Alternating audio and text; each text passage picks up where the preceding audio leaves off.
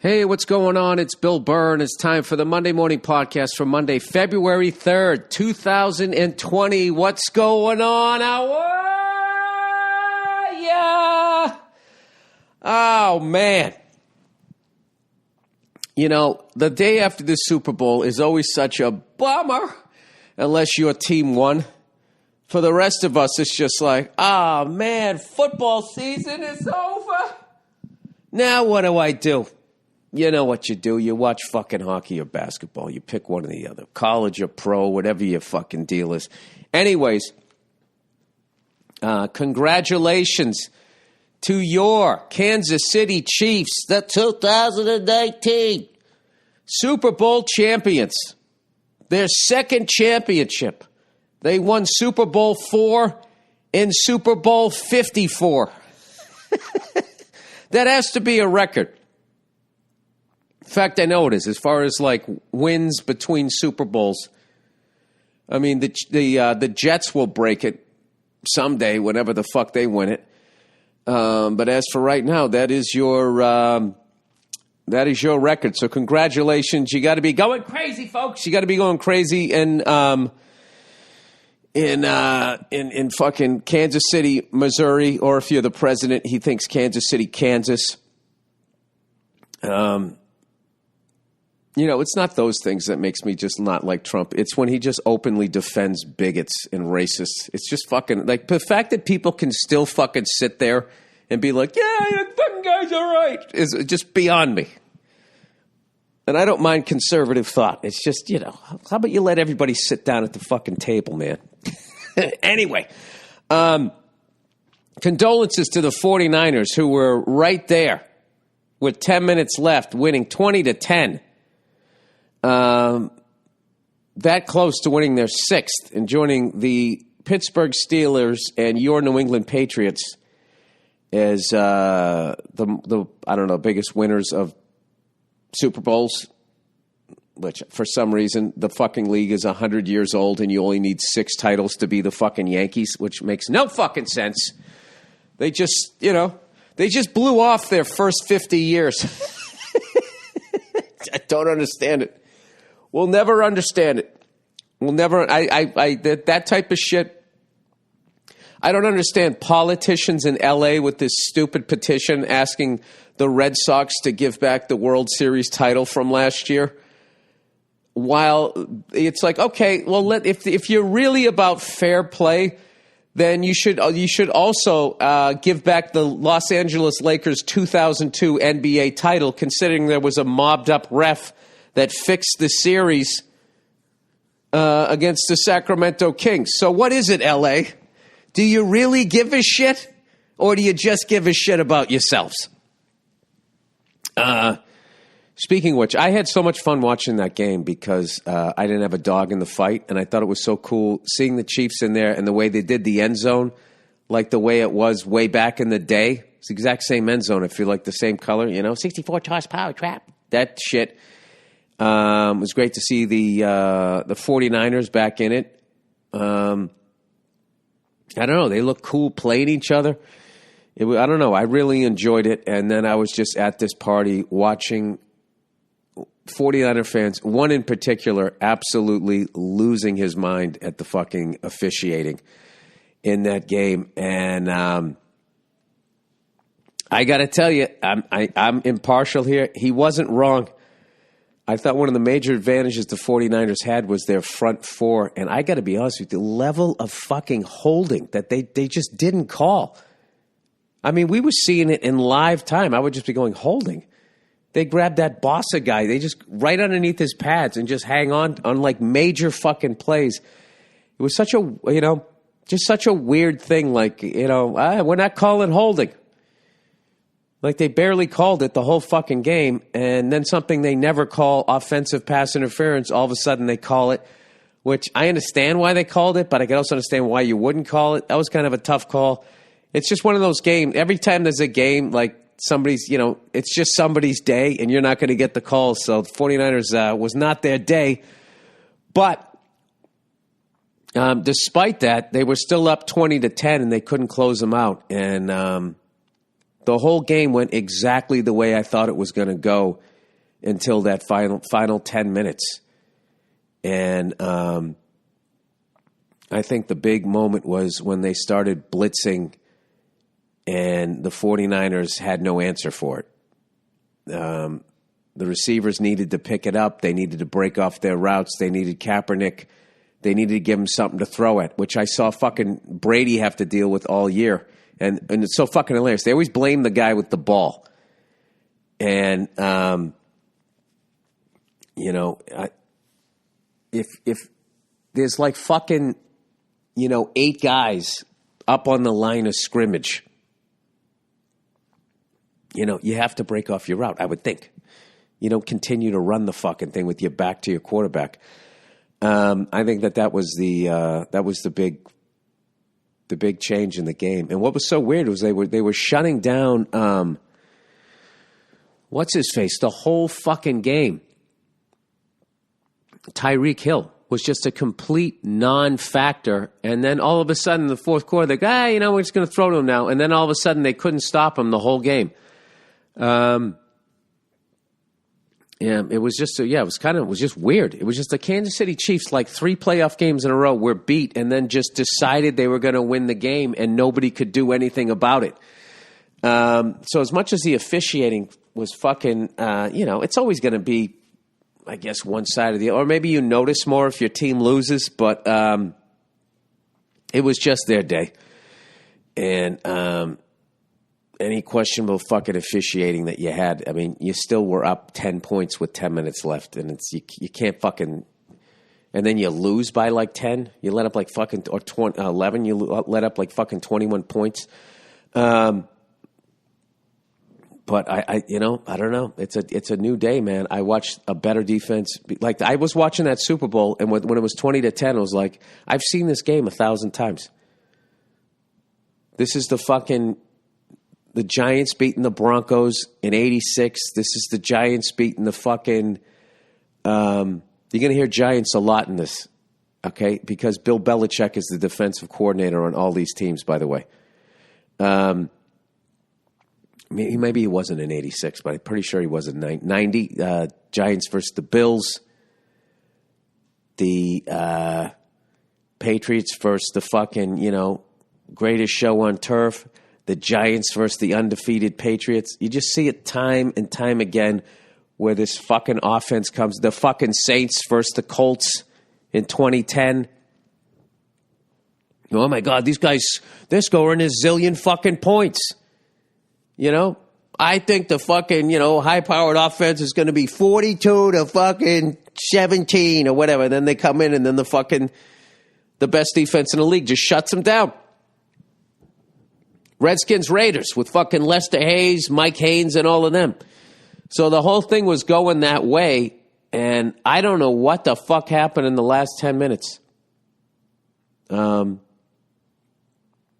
was a number of plays where they had an opportunity to sack Mahomes, and I thought they went for the ball and just simply didn't tackle the guy. It was weird. And he had a horrible day until the last 10 minutes, and the final score is all that matters. So congratulations to the Chiefs, and it's a new era. It's a new era. My old theory does not work anymore, where a better defense can beat a better offense. Chiefs proved me wrong. I lost $200 to Keith Robinson, but I will tell you, man, they must be going fucking nuts in Kansas City. That is a fucking great thing, and I was so happy for fucking Andy Reid to finally get one. All of these fucking assholes who don't know shit about football, myself included, but I never trashed Andy Reid. Giving him shit. He's never won the big one. He's never won the big one. It's just like, so much of it also goes to like, who your fucking GM is, who your ownership is. I mean, when you start coaching a fucking team that's just never won one ever, where he was in Philadelphia. I mean, put it this way. This is what all you have to know about coaching. At one point, the Cleveland Browns had Bill Belichick and Nick Saban at the same time, and they fired them. So go figure that one out. But I had a great time at the Super Bowl party I was at. Where I was at, this guy had some amazing cigars. And I did not smoke one. I kept thinking like, well, maybe I'll be that guy at big events. I'll smoke a cigar. And I was just thinking, you know what? I know what's going to happen is I'm going to smoke that thing. And then I'm going to have to reset the clock as far as how many days I've gone without smoking. And then it's not going to be a big deal in a couple days if I smoke another one. So I'm going to a big sporting event in April. And I think maybe I'll have one then. I don't know. Maybe I won't. Or my birthday in June. I came awfully close. I was looking in the humidor. I was going, ooh, oh. He doesn't have, oh, yes, he does have the, oh. But, I got the green light from my wife because she thinks I'm nuts with this shit. She goes, just have a glass of wine. Because she can do that. I can't. I keep trying to explain that to her. Because there's a lot of you guys fucking with these theories like, oh, dude, your wife's making you stop. It's me. I'm doing it. So she's always going like, have a fucking drink. Jesus Christ, you're fucking wound up. Just don't have 90. And I keep going to her like, I don't know how to do that. She's like, all right. Well, go fucking play your drums then. Go run around the block. Something. So anyway, I was just kind of like with the cigars. I remember when I first started smoking, like I had one a year. I'd be at the Rose Bowl. I'd sit on the golf course, and I would just smoke a fucking cigar. And it was great. And then I just didn't for the rest of the year. And I told you that was at one time when I was on a movie and I bought a box of cigars for people. And we went on this booze cruise on this little fucking boat. We were shooting something in Boston. And the boat was just too small, and there was too many people who didn't smoke, and it would just be fucking obnoxious if I started smoking, So, so I didn't. And I kept the box, and then I fucking went home. Yeah, so I brought the thing home, the box home or whatever, and I'm trying to remember this shit here. Yeah, and then I didn't want to throw them out, and I just fucking smoked them over the course of like fucking, I don't know, a month, and then that was it. So, anyway, I'm doing this shit because I'm a fucking old dad, and I'm doing the math, going like, I got to be around here. So anyway, congratulations to me. And the Kansas City Chiefs. Anyway, plowing ahead here. Guys, stop asking me fucking questions about that Kobe helicopter crash. I have 230 hours. People just keep fucking sending me emails about it and stuff. And like, there's going to be a report. It'll come out in a year to 18 months, probably 18 months because of the level of intention to this thing. It'll tell you everything. They'll reassemble the helicopter as much as they will figure out what the fuck happened. It is so fucking ridiculous listening to all of these fucking people who don't even have a fucking pilot's license saying special VFR and IFR and in it into soup and scud running. It's like I can barely explain half of that shit. I'm studying it right now. And listen to these fucking idiots who don't even fly. I think Kobe told them to fucking. Oh, is that what you think? What is that based on? Because you don't like the Lakers? Like, it's just fucking ridiculous. But I guess that's what people do. I mean, here I am talking about the fucking Super Bowl, going, they really weren't calling holding. The fuck do I know? Anyway, plowing ahead. So congratulations there to the Kansas City Chiefs. Andy Reid finally getting the monkey off his back. All of these fucking assholes. I went on Twitter to check out, all the shit that people were saying. I saw all these people going after fucking Richard Sherman. You're such fucking pussies.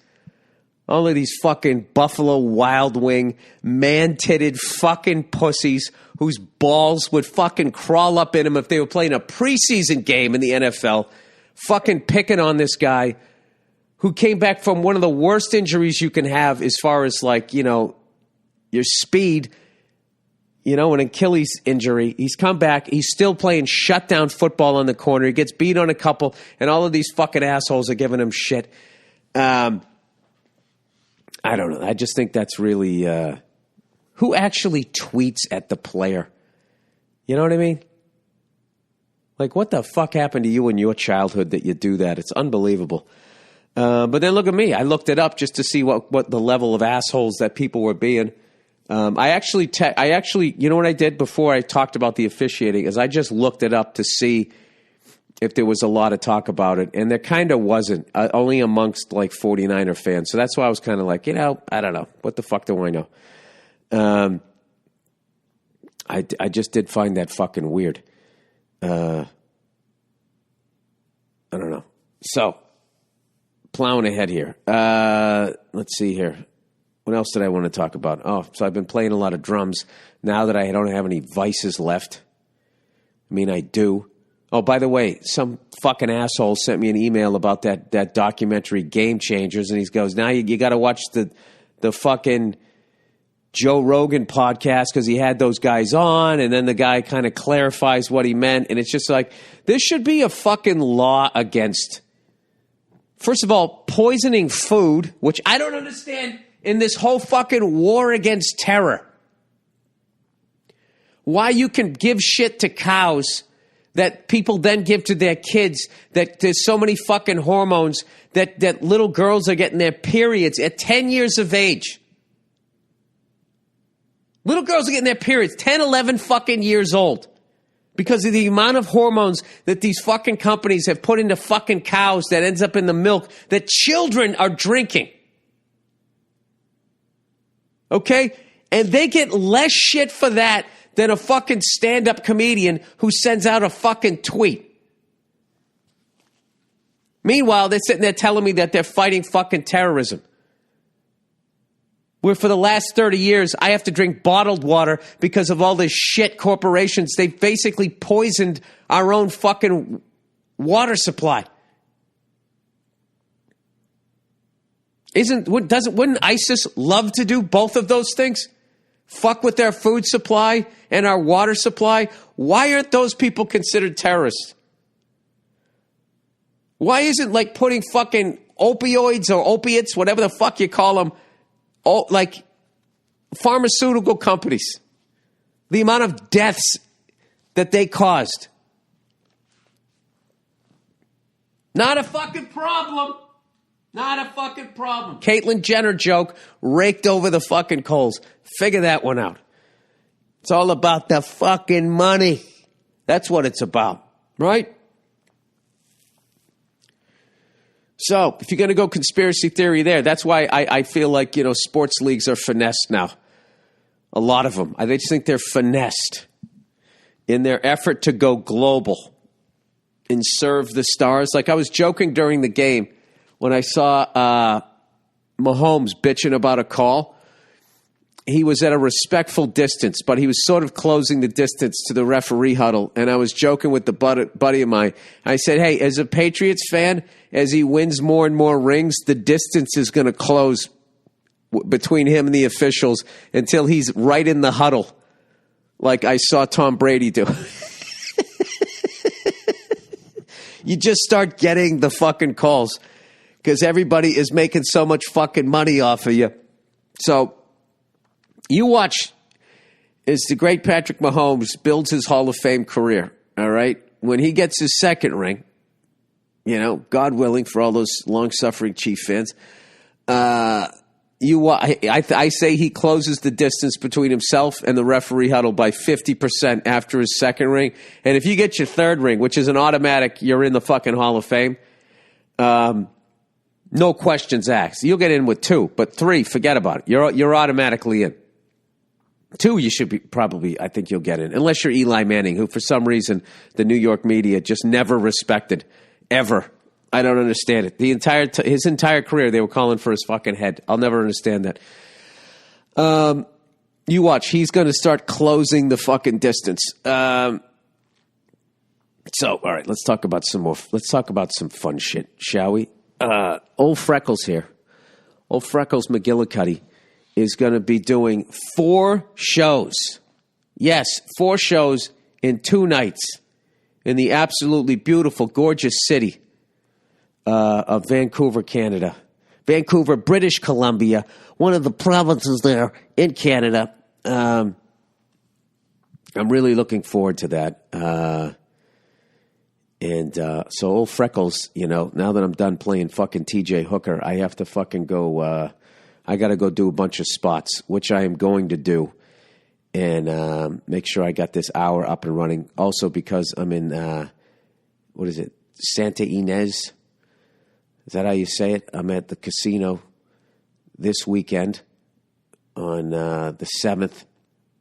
And, I'm just very excited to be back into living my life in real time,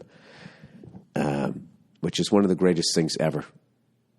About being a stand-up comedian and doing a podcast is all of it exists in real time.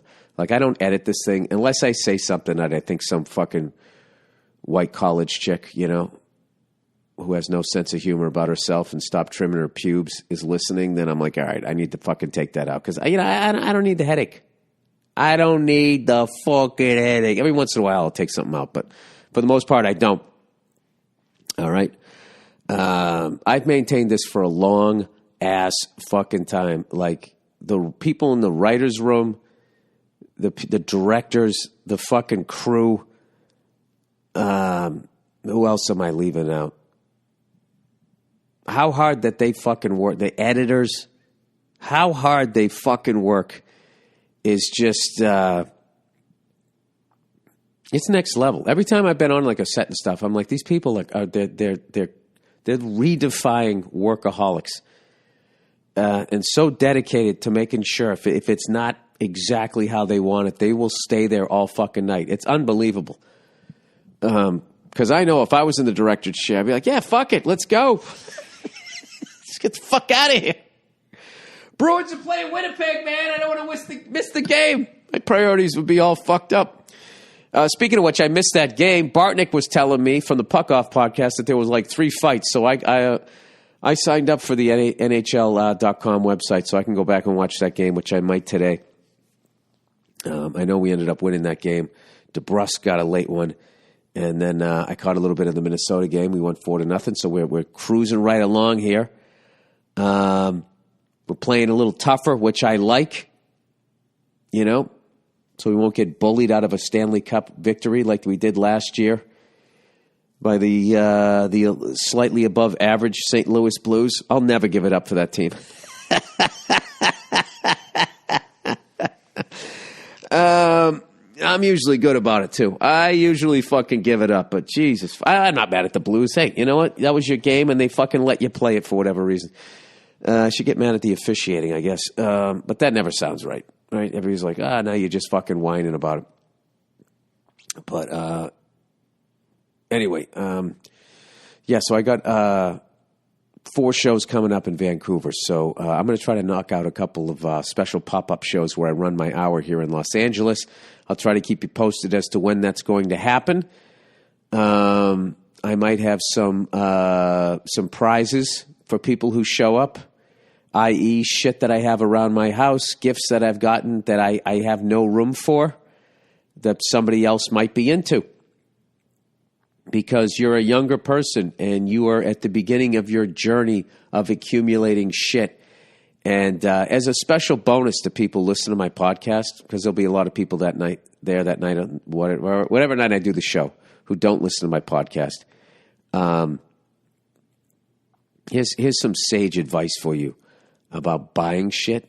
Don't when you're younger, because it's just shit you have to pack up when you want to move. And if I could just go back in my life to young Billy Burr when I first moved to New York City, when I had a box of clothes and I don't know what else. If I could just go back to that fucking dude. And every time I bought a shirt, I took a shirt out of my closet and just walked up to a fucking homeless person, roughly my size, and gave it to him. If I didn't keep all of this fucking memorabilia that I now have, like, this emotional attachment to, that you know, what is the worst is, like, I'm going to die someday, and then some poor fucking family members that I have are going to have to, like, you know, sift through all of my shit. I don't know. I am a that I would say, don't accumulate shit and go easy with the partying. You know, you want to stretch it out where you can just be that person that, you know, can smoke a stick or have a glass of wine, you know, every once in a while when the moment calls for it. That's really a fucking skill to have. To be like, yeah, this is such a great meal. I would like a great, you know, let's share a bottle of wine with this incredible meal. I wish I had done that. As opposed to just, like, you know, just having my foot to the floor and not checking the oil. And then you have a finite number of fun days, is what I'm trying to tell you as a young person. And if you use them all up, you're going to end up like me. At a Super Bowl where you're looking at some of the finest fucking cigars man has ever made, and you cannot partake because you fucking smoked like 20 a month for fucking, you know, 4 months in a row. You just can't fucking... I just cannot stress. Like, I really admired that about my wife. She can just fucking do something and then just stop. I mean, I can stop too, but I know if I start doing it again, it's going to fucking go off the rails. It's just going to, I don't know. So if I could just go back again and redo that, I would not have bought so much of the shit. Like, now what it is, I have a conscious thing now that when I go to a major sporting event, like, I went to the NCAA college football Super Bowl this year. And the only thing my ticket stub is my souvenir. And when I walked in, Club Soda Kenny gave it to me via his phone. He, like, airdropped it to me. And I was like, man. And I didn't even print it out because I'm not just going to have a ticket on a fucking piece of Xerox paper. So I actually have no souvenir of that other than, like, a picture on my camera. And I'm like, you know, that's the way to do it. So I'm trying to get away from that. You know, but I also have, you know, a lovely lady in my life, and you know how they are with the fucking Amazon. Oh, Jesus with the fucking Amazon. Like, every fucking week, just more and more boxes are showing up, and it's just like, and like, we get into it. I'm like, what is this? Like, oh, you know, I just saw this thing. I'm like, just like, you know, get off my case, man. They get, like, all upset. Yeah, and it's just like, there's 3 people in this lovely house that we finally finished redoing. And, you know, that's another thing too. When you have enough fucking bedrooms for people and everybody, you know, has their own fucking bedroom and everybody's fucking chill and all that shit. And one of you says, you know what, we need more space. We need to move. It's like, no, you need a fucking yard sale.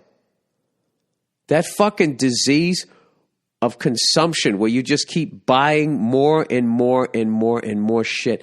Because I think back in the day, you know, when I was a younger fella and Nia first moved in with me, we were living together in a New York City 1-bedroom apartment, and it was fine. You know? It wasn't the biggest thing, but, you know, it was hilarious. Like, we would get into fights, and there was nowhere to go. You kind of had to work it out. You can go into the bedroom and close the door. I'll tell you what's tough on a fucking relationship, a studio apartment.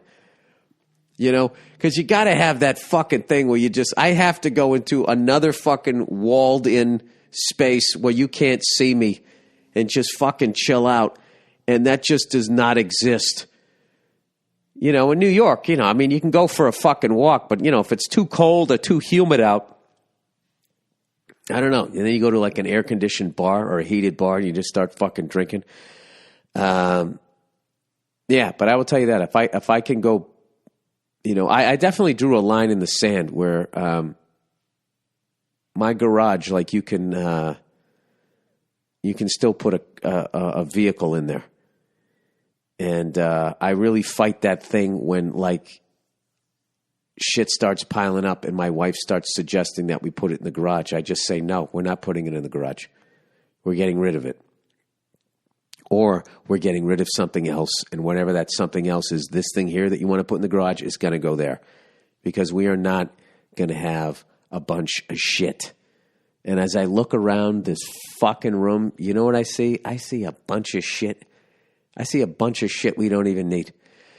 So I saw Jeff Garland do this a long time ago. He would go to his stand-up shows and he would give shit away to people. And it was always funny, but like it was also perfect because people would be psyched. Both ends were psyched. He was psyched because he was getting rid of it, and then the person was psyched because it was something that they wanted and obviously could use. So, you know, I think one of the greatest things you can do for people is that for your relatives when you die is number one, to have your affairs in order. All right. And then number two is to not have an entire house of shit that they then have to go fucking put into a fucking landfill somewhere or try to get rid of it. Jesus Christ, am I this fucking old? I'm this old now that I have no fucking vices, and I'm talking about wrapping it up. Jesus Christ, Bill, you're on the 12th hole, okay? You're trying to break 80 here. All right, let's read some of the the fucking advertising. Oh, by the way, have you seen this fucking Bloomberg might join the fucking race here? I got to tell you, for the first time in a long time, that actually made me excited about politics, just as far as the matchup. A billionaire versus a billionaire. You know, they're claiming they're using their own money, which is fucking hilarious. Because I don't think you became a billionaire by spending hundreds of millions of dollars to going for a job that pays $400,000-500,000 a year. All right? Unless the reason why these lunatic billionaires, Donald Trump and fucking Michael Bloomberg, is that his first name? Bloomberg. Those two fucking guys. I think that they want that job because of all of their other businesses and the fucking red tape that they can get rid of for their businesses. Businesses that they can get rid of by being in that $500,000 a year fucking job. That's my only other theory. Because other than that, why would you want that job? We have never-ending wars. We're consistently dropping bombs that fucking innocent people end up dying. You have to make the decision. Do we go in here? Do we go in there? Is that a group of terrorists? And then it turns out to be a wedding or whatever the fuck happened over there. And you got to fucking live with that. And you're going to age in fucking dog years. And you're going to make $500,000 a year and you're a fucking billionaire. Let me ask you this. Okay? Let's all play armchair fucking detectives here. What is the motivation? All right? And don't even tell me that you're fucking patriotic, because the way billionaires run their business has nothing to do with America. It has to do all with the fucking money. And then blaming the shareholders. Well, you know, we do this, but the shareholders fucking... All right. Oh, and this is a thought I had before the Super Bowl, really quickly. Then I was saying to all my buddies, I was like, you know what this fucking game is? The Chiefs versus the fucking 49ers. This is the New England Patriots versus the New York Jets 10 years ago. When Tom Brady, a fucking world beater, would come in with an unbelievable offense and a decent defense, right? And then he would go up against Mark Sanchez, a game manager, with the fucking great defense. Now, I think Garoppolo's better than Sanchez, but that's kind of what it was. So I was just, when I did that thing on Instagram, what I posted, I was making fun of the sports talk and myself, but I really did believe that. Yeah, that the 49ers were going to win, that they had to be playing with the lead because you didn't want Garoppolo to have to be playing fucking catch up. Although he made some fucking sick ass throws. It really was. They started blitzing him, and the 49ers did not adjust, and then that was it. That was it. And then I don't know what happened with Tyreek Hill. He wasn't doing fucking anything the whole game, and then all of a sudden, that guy bit on the inside move, and then fucking Mahomes threw a pass that looked like a fucking punt. I mean, Tyreek Hill was underneath it. I was waiting for him to start waving his arm for a fair catch. And then all of a sudden, they just couldn't stop him. Unbelievable. I got to stop putting money on the game. Why do you know what it is about all of this whole fucking Super Bowl thing? Was I predicted the 49ers were going to win, and I was so loving it. Like going, I see things. I know what happens. And then I watched it all go away in 10 minutes. This is just all my fucking ego. I should just shut the fuck up and congratulate the Kansas City Chiefs. The old AFL Chiefs. Plus, I have a lot of fucking friends that are huge fucking Kansas City Chiefs fans. One of the best fucking guys I've met in this business. All right? The voice of Bob Pogo on F is for Family. David Kechter. I gotta give him a fucking call. Congratulate him. Put my prediction and my $200 aside and be a goddamn man about it. That's what this whole fucking thing is about. It's not about the holding that they let go. It's about the fact that I wanted to be right. I said something that I wanted to have happen so I could act like I knew things that others didn't. All right. See that right there? That is age. That is wisdom. It took me fucking a half an hour, and I apologize to Chief fans that you had to suffer through all of that. That's what it was. I said the 49ers were going to win, and I bet $200 on it, and I predicted how the game was going to go, and it went that way for 50 minutes, and I thought I was going to get all these accolades, hemorrhoids, I don't know how to say it, and I thought I was going to get all of that shit, and the Chiefs took it away from me. It wasn't about Andy Reid. It wasn't about the city of Kansas City, Missouri, or maybe it isn't Kansas. It's actually in both, but that's not where the Chiefs play. They play in Missouri. Maybe it wasn't about them. Maybe it was just about me. Hey, how about this? What were the fucking odds in Vegas? I bet you could bet on this, that in 5 years, the Kansas City Royals would win a World Series and the Kansas City Chiefs were going to win a fucking Super Bowl. They got to get that out there. Let's find another fucking sad sack fucking sports town. All right, what are the odds? Now, let's pick a good one here.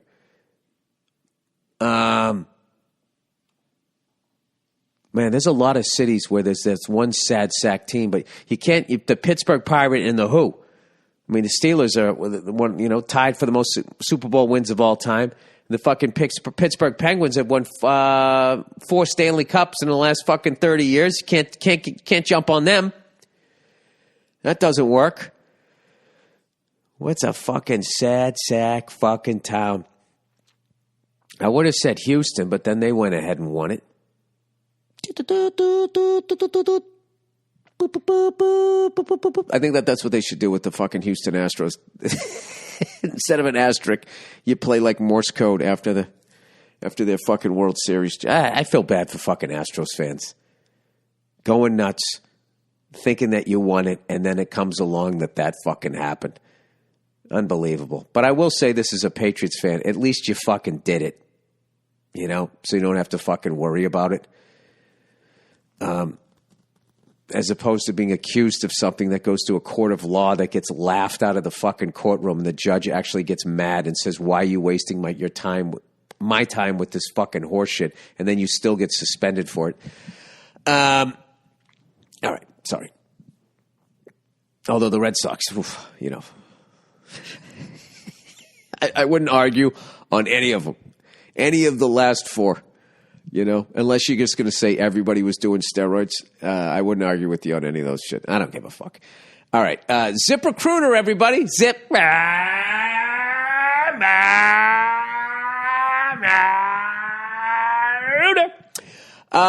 Hiring is a challenge. Is challenging. Oh, hang in there, millennials. But there's one place you can go where hiring, I love blaming millennials to the point that they now say, okay, boomer. I just love it because you know what? I'm a Gen Xer and I just sit there just getting both sides fucking yelling at each other. I don't give a fuck. I'm an instigator. But there's one place you can go where hiring is simple, fast, and smart. And growing businesses connect to qualified and a growing businesses is connect to qualified candidates. Cafe Altura's CEO, my favorite name of all time, Dylan Miskowitz. I love that. If somebody tells you their first name's Dylan, there's no fucking way you think their last name is Miskowitz. Dylan, that's like a cowboy name. One of them people out there making it great in the middle of the country. Got themselves a ranch. This is my son, Dylan.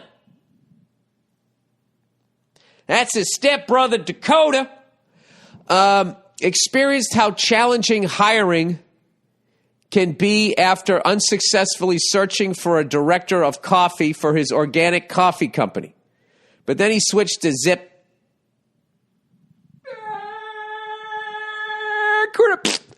That was falling to your death saying that company's name. And saw an immediate difference.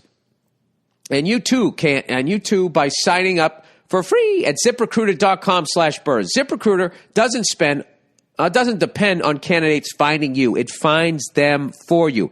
And its technology identifies people with the right experience and invites them to apply to your job. So you get qualified candidates faster. In fact, after posting his job on Zip, Dylan, Dakota, and Ravine, get your goddamn rednecks back in this. What do they call their what does a redneck call his house? Compound. Dylan said he was amazed by how quickly great candidates were applying and found his new director of coffee in just a few days with results like that. No wonder this guy's successful. A guy named, Dylan Miskowitz. The amount of humanity that he's covering right there. Huh? People in New York City, all the way out there in the prairies, they like coffee. With results like that, it's no wonder 4 out of 5 employers who post on ZipRecruiter get a quality candidate within the first day. Zip. The smartest way to hire. See why ZipRecruiter is effective for businesses of all sizes. Try ZipRecruiter for free at our website, ZipRecruiter.com/Burr. That's ZipRecruiter.com/BURR. Okay. Oh, I love this company, Brave. All right? Brave, everybody. You know, when I think Brave, I don't think of a soldier or a firefighter. I think of a young white woman who has called herself this over doing nothing particularly brave. All right, Brave, everybody. Brave is the web browser reimagined. Keep your personal information private as you surf the web. You're living in the surveillance economy. What is that, you might ask? Every time you download a web page, you are not just downloading the content, text, and images. You are also downloading privacy-invading trackers. Many popular media sites have over 100 trackers on every page. You're being profiled and tracked across the web. So what? You might say. I mean, that is a Zen way to look at it. I'm not running for anything. Your digital profile includes information about you, such as your search and watch history, your personal beliefs, or even your location, everywhere you've been, and even your current GPS coordinates. I don't get, with all the fucking women out there with legit stalkers, how that this information is like readily available for someone to hack into and find out where somebody is just fucking beyond me. Thank God there's somebody trying to do something about it. These digital profiles allow companies you have never heard of to maintain intimate profiles about you and everyone you know. Brave stops data-grabbing trackers and creepy ads from following you across the web, which allows you to browse up to 6 times faster than with other browsers. Here's an important fact about us. Brave isn't anti-ads. Brave is anti-tracking. Brave users can choose to opt in to Brave Ads, a privacy-respecting ad network run by Brave.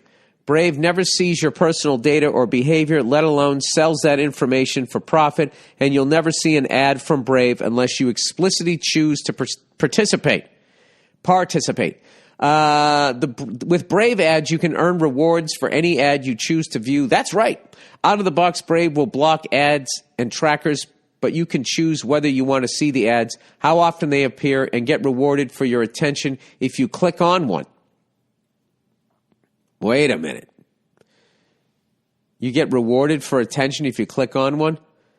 Okay, so this is basically a VIP relationship with you and ad companies. Now, I thought you were in business to stop these guys. You're now in bed with them. I don't get what's going on here. How does Brave make money? All right, there we go. If you choose to opt in to Brave ads, Brave takes a cut of the advertising spend whenever you choose to view an ad. That's how Brave earns money and keeps the browser free. All right, well, there you go. It's better than what you got right now, I guess. It takes less than 60 seconds to switch to Brave. Import your bookmarks with one click and start enjoying a better internet. Listeners of the MM podcast can easily switch to Brave today or go to brave.com/Burr and download Brave today. That's brave.com/Burr and switch today. Today. All right. Policy Genius. All right. Policy Genius, everybody. You know, the year 2020 shows up a lot in science fiction. A lot of people predicted that by now we'd be teleporting to work or living on Mars. Some people predicted that the 49ers were going to win. And a lot of those predictions were wrong. The truth is we will always get the future wrong, which is why we need to get life insurance right. That's where Policy Genius can help. Policy Genius makes finding the right life insurance a breeze. In minutes, you can compare quotes from the top insurers to find your best price. You could save $1,500 a year by using Policy Genius to compare life insurance policies. Once you apply, the Policy Genius team will handle all the paperwork and red tape. And Policy Genius doesn't just make life insurance easy. They can also help you find the right home in auto insurance or disability insurance. So, if your science fiction dreams for 2020 still haven't become science fact, don't get discouraged. Get life insurance. It takes just a few minutes to find your best price and apply at policygenius.com. Policy Genius will always get the future wrong, but get life insurance right. All right. But I'm going to die in the future. I'm such a cunt. Don't listen to me. All right. Let's get to some of the questions here this is the one that I wanted to avoid because I've been having a great time for breakfast. I've been sauteing spinach with garlic. And, will tell you this, eating way more vegetables and way less meat, Afterwards, I definitely feel a lot lighter. What I just don't understand is why the United States government does not get involved. Well, I know why, because they're all grossly underpaid and they get paid off by these cunts in the food industry. Why is it so fucking hard? And they're all in bed. I think they're all in fucking bed with people who put out medicines, and they want you to fucking they don't want you to be dead because they stop making money off you. They want you to be sick and need their medicine to stay alive. And I think that there's a two-hander thing going on with the food industry and the fucking pharmaceutical companies. I just don't, because explain to me, with all of this fucking technology, why it is so fucking difficult to find out whether an egg is good for me or bad for me. All right, Game Changers doc. Now, for those of you who missed the last couple of episodes, I watched this fucking documentary on Netflix. All right? And it was showing all these amazing things about that if you just stopped eating meat and all of this stuff and, you know, the usual horseshit, you know, we don't have fucking carnivore teeth and this guy ate fucking spinach all week and this guy had fucking red meat and look at his fucking cholesterol and look at this, and it always goes out to the fucking, you know, the non-meat eaters, right? So, hey, here's somebody going to say. So, dear Billy Radish Face, I bet you're getting lots of love or hate about being interested in more of a plant-based diet. I am. I don't know what to believe. The Impossible Burger, I am not eating that anymore. I'm not fucking with that thing. I am a guinea pig. I'm going to let other people be a guinea pig. And they're going to start getting, if they start lactating, then I know I made the right decision. If I die and they don't, then I know that they were right. Anyway. I was urged to watch that documentary too, and after all these years, I think I'm settling on the fact that eggs are in fact healthy. Once they said eating an egg is like smoking a cigarette, I knew something was fishy. Ah, look at you with your little pun there. I felt more like a Catholic priest painting an image of hell to scare parishioners than a doctor with facts. A few months later, I saw the guy behind the documentary, James Wilk, and a gentleman by the name of Chris Kressner on Joe Rogan's podcast. And this is why Joe Rogan's podcast is the best fucking podcast in the world if you just want unfiltered information for you to then digest and process and make up your own fucking mind yourself. Because everything else is so fucking perverted and skewed. I'm going to watch this episode. Kressner was at one point a vegan, but now follows a diet based on more up-to-date research that has nuances as opposed to dogmatic views. The debate is excellent. Wilkes does a great job defending some of his points, but in the end fails to show any proof that vegans are healthier. I appreciate Kressner and Rogan's breaking down the differences between someone who eats quality meats and vegetables and someone who eats any meats and fried foods, i.e., your body digests meats differently if it's being combined with a plate of French fries as opposed to spinach. Yeah, I've always heard that, like a starch with meat is bad. Red meat, particularly. But most research in the past... Did you read it, Bill, or did somebody say that to you and you took it for law because you don't want to read up on it? My problem is when you try to get the information, and like trying to get to the truth. It's because there's so many just fucking lies and people just fucking just trying to sell you on whatever the fuck they're selling. Like food is literally, it's like pop music. And every year there's a new boy band that they're shoving down your fucking throat. You know? Kale.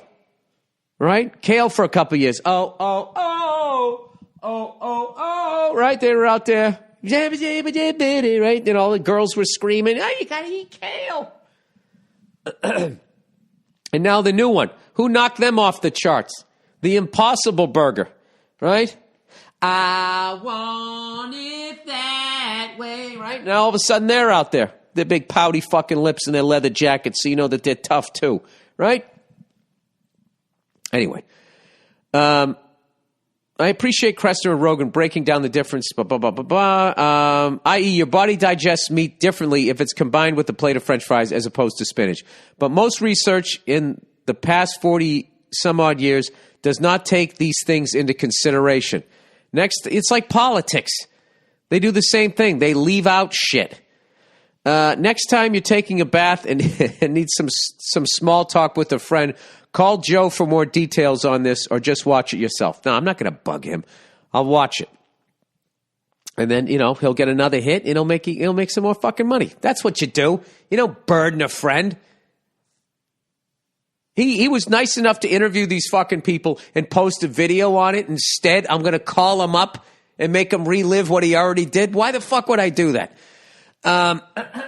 Because bubble baths can get lonely. Maybe that's why.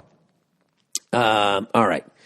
DNC did not communicate. What is that? Democratic National Committee. What is that? What is this? I always took that as a Democratic Party. Democratic National Convention. That's what it is. Hey, Bill, you saw that the DNC is changing its rules to make it so Bloomberg can get into the debates? Months after changing them to make it impossible for Tulsi or Yang to get in. I'm kind of glad I don't know what any of this means, because if I knew what this means, then I would just be frustrated and angry like you, as opposed to just ignorant over here trying to figure out if Brussels sprouts is the way for me to live an extra 6 months or not. How dumb do you have to be to not realize the fix is in? They keep moving the goalposts. I have friends who are still following this impeachment bullshit. I know. I just don't understand people wasting their time with that. Like he's actually going to get impeached. Can you bet on that in Vegas? How much money do I have to make to earn $1 that he isn't? $1 billion to make $1. While the Democrats smother Bernie with shit talk, Hillary trashes him for no reason. Oh, I know. Hell hath no fury. Like a fucking woman who thought she was going to be president scorned. Like Hillary trashes him for no reason, like a shitty aunt who stirs up problems in the family for no reason. The establishment would rather Trump stay in even if they hate him. God forbid the country vote in 2 back-to-back presidents that weren't handpicked by the heads of the established parties. If you bring up all this fuckery with anyone who calls themselves a Democrat, they start telling you that you're stumping for Trump. Is there a proper way to explain to someone they're being had? Hey, I think I represent a lot of voters out there in that I only vote when it's for the president, which is really a horrible thing to do. I just find it also overwhelmingly depressing. I used to hang in there and I would always vote for the Bernie Sanders and the, who is that guy there that fucking everybody blamed for fucking Bush getting in? Rather than the fact that Al Gore was completely outside his own body the entire time he was running. I don't know. I would always vote for those guys and Ross Perot and these guys who were actually saying what the fuck was going on and that it was corrupt and all that. And people always say it's a waste of a vote. It's like you got to vote for the corrupt guy of your party that's playing the game. I would love to hear the argument for that.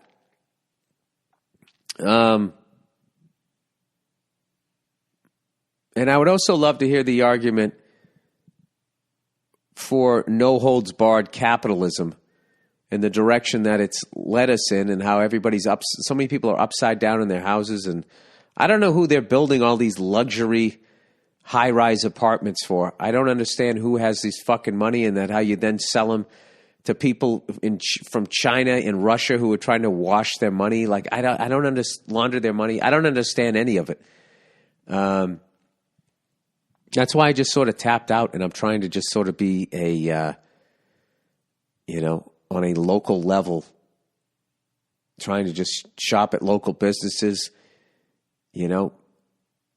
going to Skid Row and dropping off shit rather than taking it to fucking Goodwill. I mean, I don't know what else to do. If anybody has a suggestion, I'm up for it. Not saying I'm going to do it, but I could read it on the podcast and then communicate it to people.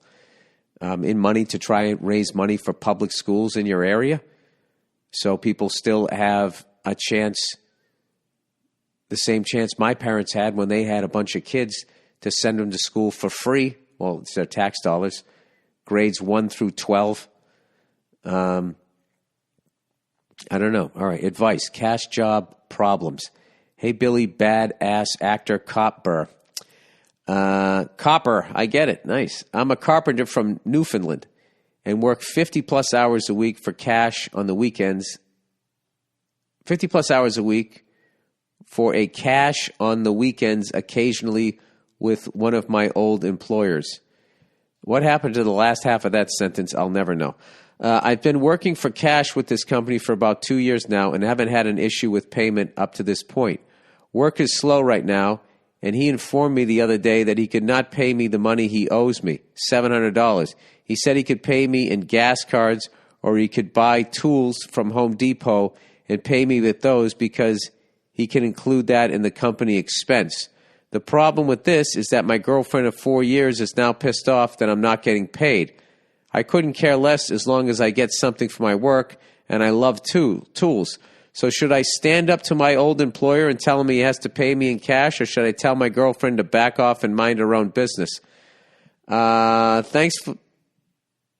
Love the podcast, and as always, go fuck yourself. P.S. You should really consider coming to Newfoundland to do a show. I think I did it a number of years ago. Or maybe I went to Halifax. Gaffigan was scheduled to come down here, but we had a record snowfall and he couldn't make it. 95 centimeters in one day. Not bad. Ha ha. I don't even know how much that is. Let's look that up so I can actually answer this question, even though this has nothing to do with it. I am now intrigued. 95 centimeters, 2 inches. 37 inches. You had 3 feet, 1 inch plus of snow. All right. Well, let me ask you this, dude. How the fuck are you going to pay your rent if you don't have legal tender? It's not like the old days where you can just trade, come into town with some eggs and a yak and trade that for to your landlord. You must have enough cash to pay your rent. If you have enough cash to pay your rent, I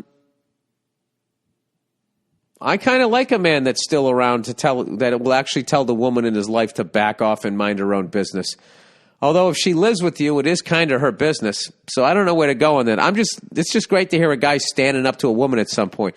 By the way, I just want to commend all the feminist groups that fucking were shitting all over Johnny Depp for now admitting that you maybe jumped the gun and just supported somebody with little to no evidence just because, like you, they also had a vagina. I want to thank all of you guys for then righting your wrongs and being big enough people to admit that you were wrong. Now, I've done it on this podcast where I realized that my petty shit about the officiating in the Super Bowl really came down to me and my ego and wanting to be right about my prediction. Now, when you're a feminist, your Super Bowl is arguments between men and women. And you know what? You got this one wrong, it looks like. You know? Where's all the retraction, ladies? That'll never happen. All right, screen time. Dear Billy Guardian, I agree with your stance on screen time for kids. I'm not naive enough to think that having some idea how to work technology is good for a kid. Just like video games weren't as bad as parents in the 80s thought they'd be. I don't know what the fuck I just read. I'm going to read this word for word. I agree with you stance on screen time for kids. I'm not naive enough to think that having some idea how to work technology is good for a kid. Just like video games weren't as bad as parents in the 80s thought they'd be. All right. This is what happens when you have too much screen time. This is how you put together sentences. The problem I'm having is with my wife. She doesn't seem interested in playing with our child one-on-one as much as I do, and it's disheartening. She's always turning to Netflix to babysit while she sits there on her phone. Yeah, you're dealing with a fucking screen addict. I think that that's a new thing that they haven't diagnosed yet. Our marriage is a bit strained for this and other reasons. I'm fairly convinced she's cheating on me. Whoa! Left turn. But I'm compartmentalizing this from parenting to try and be fair. If we get divorced, I won't be there to see what's going on, and that bothers me. In the meantime, I wish there was some way to make her understand that the stimulation our kid gets from staring at screens while sitting 5 feet in front of her mother on the floor is not the same as sitting across from a child and talking and teaching. Any advice on how to get the message across? Yeah, there's studies out there that, on the internet that somebody gave me. I would just Google that and then show the adverse effects of it, especially with the developing mind. I am huge on like, we barely let our kid watch TV now. We never really let it get too out of hand, and the more I read about it, we just sort of stopped doing it. And she had her favorite shows that she watches, and she whined about it for like a week and a half, and then, they're so young they forget about it. And now we, she draws, she colors, she takes French classes. She actually understands French when the lady talks to her. It's fucking amazing. We do puzzles. We ride bikes. She knows she's learned almost totally knows how to swim now. I think all of that stuff, as much as you're worried that they're going to get behind in computers of the future and all of that shit, with the skills that they're learning, not being involved in this stuff, they're going to be fine. And there has to be, people who are aware of this stuff, and they also know that computers are here to stay. There also has to be some sort of quality ways to have screen time that involves teaching, and not like, because I was just noticing, like, when my kid would be watching TV and I'd be calling her and calling her and calling her and calling, I'd have to say it like 5 times. They just get like fucking zoned out. It's not good. And I watched a ton of TV, and I think I have, some sort of side effect from that. I may lack of ability to focus or whatever. I don't know. I feel bad for you, dude. You're in a real tough position because if you were a woman, you could go to court and present all of that, and you would win custody. But they do not treat guys fairly in those cases whatsoever. So I would, that's a fucking tough one, man. It's time to open that dialogue that when you're in a relationship with a woman and the woman is doing shit that's detrimental to your kid, like, there has to be avenues for a man to fucking turn to. And there just really isn't. And the blind support that women have for other women, for the most part, straight across the board, is really detrimental to the kid. That whole fucking philosophy that believe women is like so horrendously flawed. Because if to say that, you're just saying that then that men are flawed and women aren't. If you're just straight across the board going to do that. And then bully and intimidate people by threatening to take away their careers unless they agree with you is just fucking, it's just not a good thing. It's not an adult thing. It's not a mature way to go about solving a fucking problem. And I feel like emotions have come down enough where, you can actually maybe start talking about that shit. But I feel really bad for you, dude, because I've had disagreements with my wife about that stuff, and people are flawed, as am I. And like, we had this amazing breakthrough with my anger now. Like, my kid is like my fucking life coach now. She literally sits there and be like, Dad, don't yell. It's going to be okay. She literally says that to me, and I crack up laughing, and I go, you're right, it is. I'm sorry. And then she laughs. And I've made this major breakthrough in my family tree of dysfunction, where now my anger that I learned or whatever is open for discussion, and we can laugh about it. My kid is not even remotely afraid of me or anything. All the shit that I had growing up, you know, with the adults in my life has completely imploded, and it's all on the table. Now, I still have the anger issues that I have to work through, but like the fact that right as I get going, she says, you know, Dad, don't yell. And I just stop now. I can't, there's just no way. I can't continue when I hear that voice say that. So it's this weird thing where now instead of snapping, I start to snap. And if I really feel that I have to get it out of me, I just leave the house and I just go out into the garage and I just go play drums or something. I almost need to have like the Frank Murphy heavy bag to hit it sometimes. But, it's been this amazing, of all the gifts that becoming a dad has been for me, the fact that she's actually helping the part of myself that I hate the most has just been this ridiculous cherry on top. So, anyway, I don't even know where the fuck I'm going with this. All right, sober activity. All right, Captain Billy, how about making one of those ships in a bottle?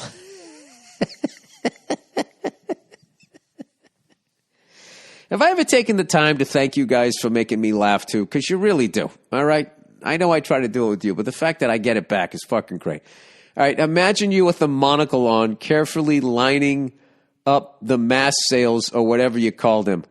Wife calls you from the house, dinner is ready, you rest your tools, eagerly awaiting the next time you're one-on-one with tranquility.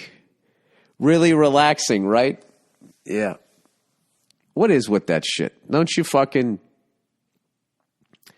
I feel like you just put the bottle together, right? After you build the fucking ship. Or what do you have to do? You got to have like tweezers and all of that type of thing. It really is like, the Super Bowl of patience if they actually take little pieces. But it doesn't make any sense. How would you get the mast in there without it being creased? I think it's like the bottom of the bottle fucking twists off. I don't know. You know what's hilarious is that back in the day, that probably got a guy laid. Oh my God. He will be such a patient partner.